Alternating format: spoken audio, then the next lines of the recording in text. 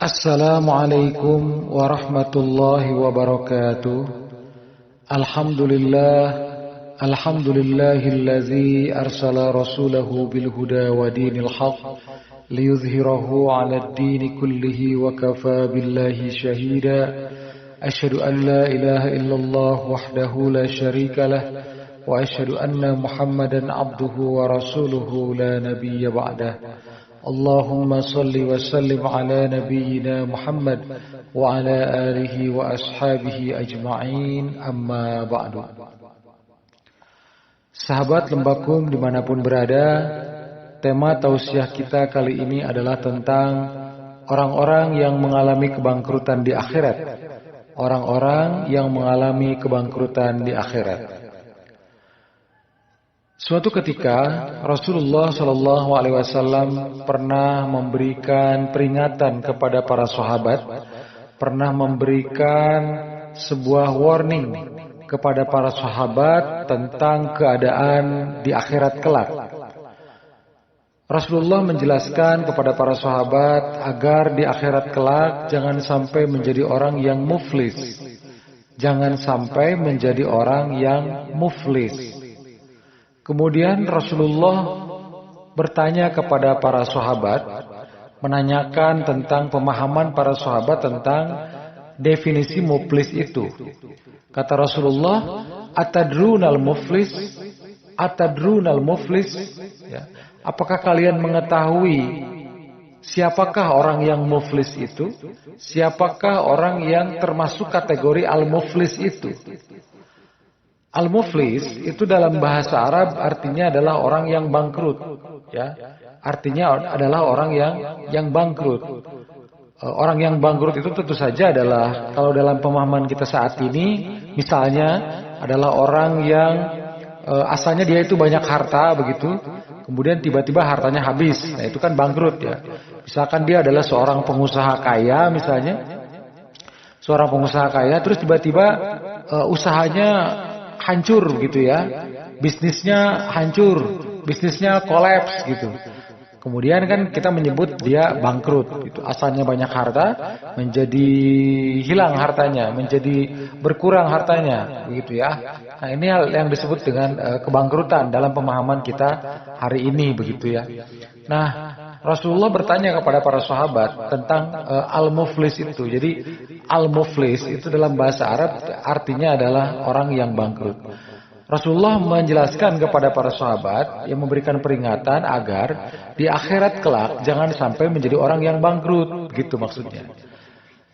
Agar di akhirat kelak jangan sampai menjadi orang yang bangkrut, jangan sampai menjadi orang yang al-muflis, begitu.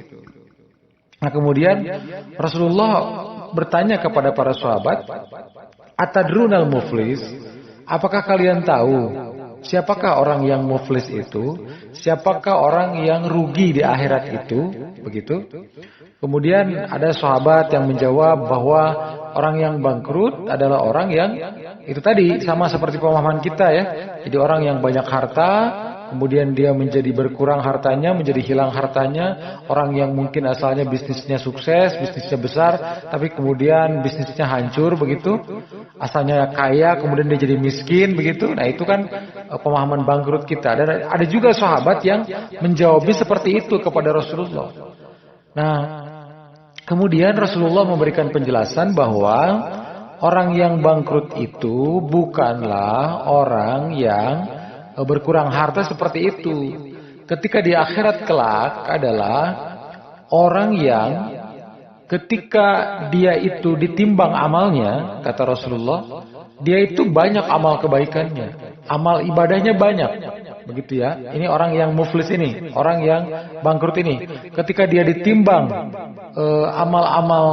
amal-amalnya di akhirat kelak, itu amal kebaikannya sangat banyak, amal ibadahnya sangat banyak, sehingga pahalanya pun banyak, pahalanya bertumpuk-tumpuk begitu ya. Namun ternyata di sisi lain orang itu juga masih banyak kezoliman yang sudah dia lakukan ketika di dunia kepada orang lain. Ketika di dunia dia ternyata banyak juga melakukan kezaliman kepada orang lain, bahkan kepada makhluk lain begitu. Sehingga kezaliman-kezaliman itu yang belum selesai di dunia, ya, urusannya belum selesai di dunia, itu kan pasti akan diselesaikan di akhirat kelak begitu. Akan diselesaikan di akhirat kelak, karena Allah kan Maha Adil. Ketika ada persoalan di dunia yang belum selesai, maka di akhirat kelak itu akan ada balasannya. Akan ada balasannya. Apalagi kezaliman, karena kezaliman itu kan orang yang berbuat zalim itu tidak akan diampuni oleh Allah sebelum mendapatkan maaf ya dari orang yang dizaliminya gitu. Ya, sebelum dia mendapatkan maaf dari orang yang dizaliminya. Jadi harus saling merelakan begitu kalau dalam urusan hakul adami namanya ya. Jadi kaitan antara sesama manusia misalnya, antara sesama teman pernah ada masalah, misalnya pernah ada dosa yang dilakukan begitu ya, kezaliman begitu. Mungkin ada orang yang pernah menyakiti orang lain, baik menyakiti hatinya, menyakiti fisiknya, menyakiti dengan ucapannya, dengan perbuatan dan lain sebagainya begitu. Ketika ada orang lain yang sakit hati karena dia, maka itu termasuk bagian dari kezaliman. Ketika di dunia ini belum selesai urusannya, maka di akhirat kelak itu akan ada balasannya. Termasuk kezaliman dalam banyak hal ya. Misalnya ada orang yang ketika di dunia itu hartanya dirampok misalnya ya. Hartanya dirampok, hartanya dicuri begitu. Dan ternyata ketika di dunia pencurinya tidak tertangkap, perampoknya tidak tertangkap, begitu kan. Ini kan berarti di dunia itu hartanya hilang begitu saja. Dan hartanya tidak kembali pada dia, dan bahkan pencurinya, perampoknya pun tidak tertangkap oleh pihak yang berwajib misalnya. Nah, artinya kan ketika di dunia ini belum selesai ini urusannya, begitu ya. Belum selesai urusannya, dan tentu saja orang itu belum mendapatkan keadilan kan ketika dia dizalimi oleh pihak lain. Nah, itu di akhirat kelak itu akan ada balasannya.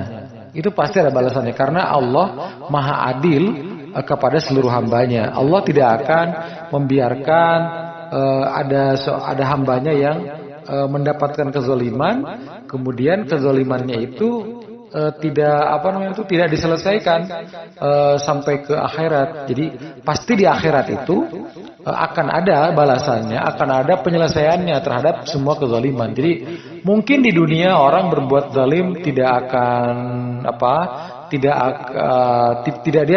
tidak terjerat masalah hukum, dia tidak terjerat hal-hal lain lah ya sebagai balasan untuk dirinya. Mungkin dia bebas gitu.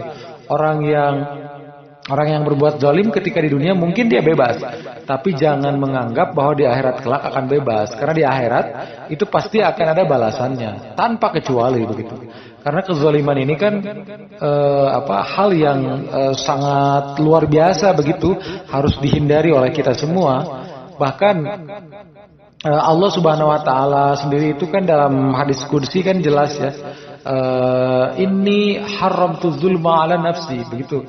Sesungguhnya aku mengharamkan kezaliman terhadap diriku sendiri. Jadi Allah Subhanahu wa taala saja itu melarang kepada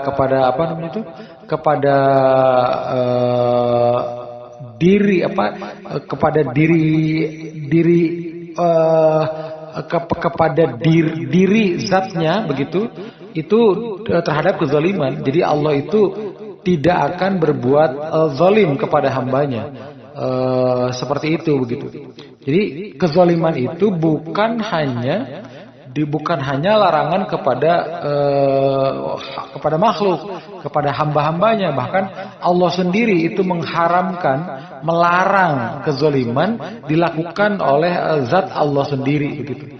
Inni haramtu zulma ala nafsi begitu. Artinya Allah tidak akan berbuat zalim kepada seluruh hambanya, kepada seluruh makhluknya. Allah itu akan berbuat adil kepada seluruh hambanya, kepada seluruh makhluknya begitu. Nah, kalau sudah bicara keadilan itu kan bukan hanya bicara soal agama ya. Jadi Allah itu ketika di akhirat tidak akan hanya berbuat adil kepada orang Islam saja misalnya, termasuk kepada orang-orang yang non muslim sekalipun. Karena mungkin terjadi kan misalnya ketika di dunia ada orang Islam misalnya, dia berbuat zalim kepada yang non muslim, kan mungkin terjadi kan? Mungkin terjadi. Jadi misalnya pihak yang dizoliminya adalah orang non muslim, kemudian yang menzoliminya, yang berbuat jahatnya adalah orang muslim, begitu ya. Nah, itu kan ketika belum selesai di dunia, di akhirat pun tetap akan ada balasannya, begitu. Akan ada balasannya meskipun korban kezolimannya adalah orang non-muslim sekalipun, begitu. Karena keadilan Allah itu, kemahaadilan Allah itu adalah mencakup seluruh hambanya, mencakup seluruh makhluknya tanpa batasan apapun seperti itu. Nah, jadi ini adalah hal yang sangat penting untuk kita perhatikan. Nah, Rasulullah itu menyampaikan kepada para sahabat bahwa orang yang bangkrut itu yang seperti itu. Orang yang ketika dia ditimbang amalnya ternyata banyak banget amal kebaikannya, amal ibadahnya, sehingga pahalanya bertumpuk kan. Tapi ternyata itu semua habis dipakai membayar kezaliman-kezaliman yang dilakukan olehnya yang belum selesai urusannya di dunia.